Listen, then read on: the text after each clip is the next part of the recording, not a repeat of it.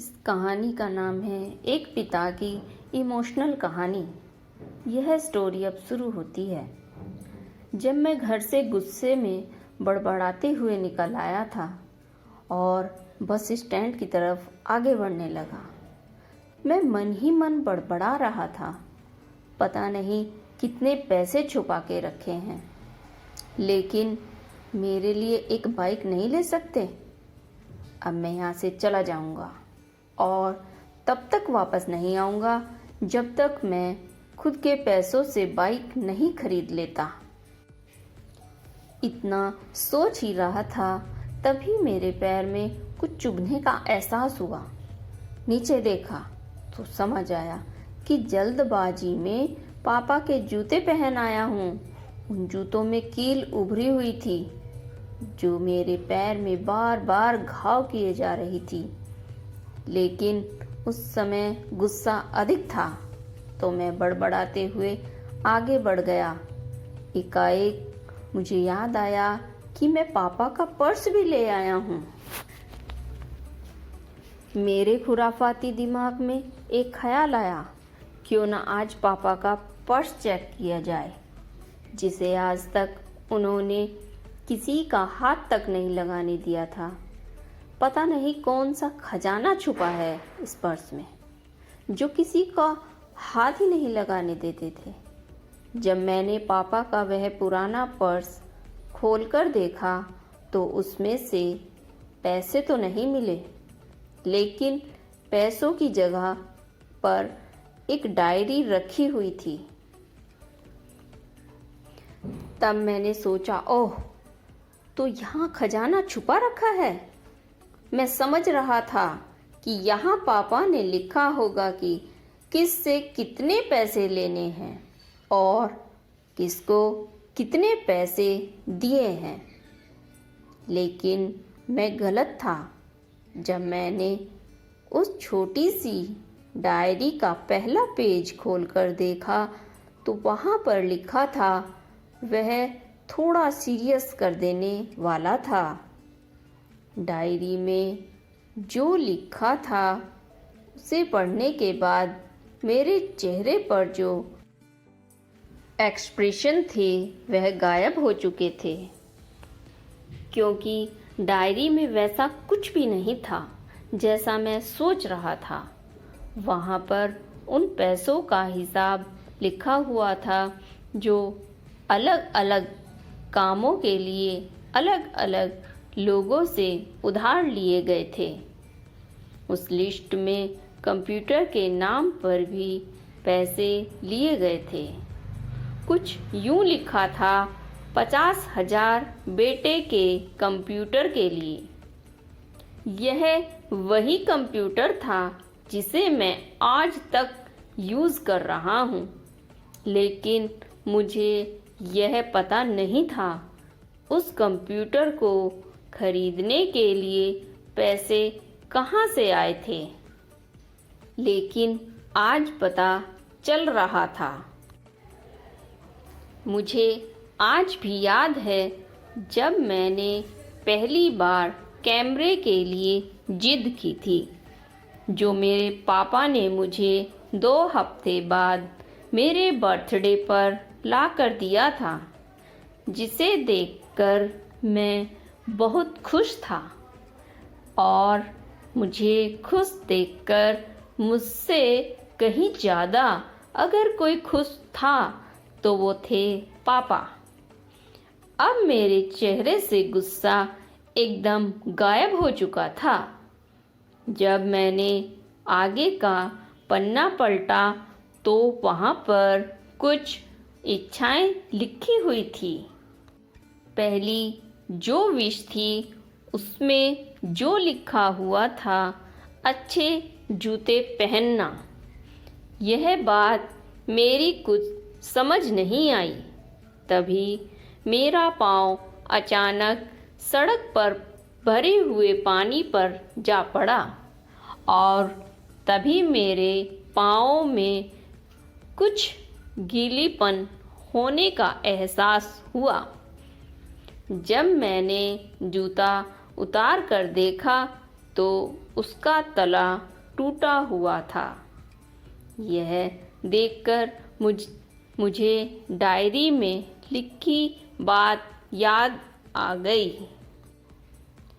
तभी मुझे माँ पापा की कही बातें भी याद आ रही थी कि कैसे माँ जब कहा करती थी पापा से, अब तो जूते पुराने हो गए, नए ले लीजिए, तो पापा अक्सर ये कहकर टाल दिया करते थे, जूते अभी और चलेंगे, अभी कुछ दिन पहले तो लिए थे।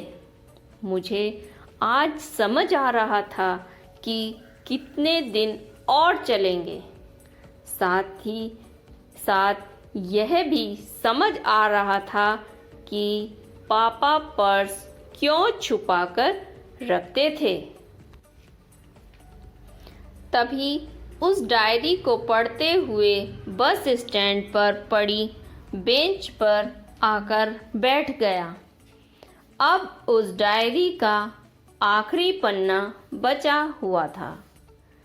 उस पन्ने को जब मैंने पलटकर देखा तो वहाँ कल की डेट लिखी हुई थी। तारीख के नीचे लिखा हुआ था 50,000 रुपये बाइक के लिए। बस इतना पढ़ा और दिमाग सन्न रह गया। अब मेरे मन में कोई शिकवा गिला नहीं बचा था। बस मेरी आँखों से आंसू चले जा रहे थे। मुझे आज तक नहीं पता तब मैं क्यों रोए जा रहा था। अब मैं जल्दी से घर की तरफ भागा, लेकिन जूतों की वह कील पाँव में अब तक घाव बनाने में कामयाब हो चुकी थी। मैंने जूतों को रास्ते में ही निकाल कर फेंक दिया और भागते लड़खड़ाते हुए घर जा पहुंचा। लेकिन पापा घर पर नहीं थे। मैं समझ गया वे कहाँ थे। मैं सीधा पास वाली बाइक एजेंसी की तरफ भागा। पता नहीं आज कहाँ से इतनी ताकत आ गई थी कि मैं भागते हुए थक नहीं रहा था, और वह भी बिना जूतों के नंगे पैर। जैसे तैसे मैं बाइक एजेंसी पर पहुंचा। पापा वहीं थे। मैंने पापा को दौड़कर गले लगा लिया और मेरी आँखों से आंसू रुकने का नाम ही नहीं ले रहे थे। पापा को समझ नहीं पा रहे थे आखिर हो क्या रहा है, मैं क्यों रो रहा हूँ। मैंने पापा से कहा, पापा मुझे मोटरसाइकिल नहीं चाहिए, आप अपने लिए जूते ले लीजिए। अब आज से मैं जो भी करूँगा अपनी मेहनत से अपने बलबूते पर पढ़कर ही करूँगा।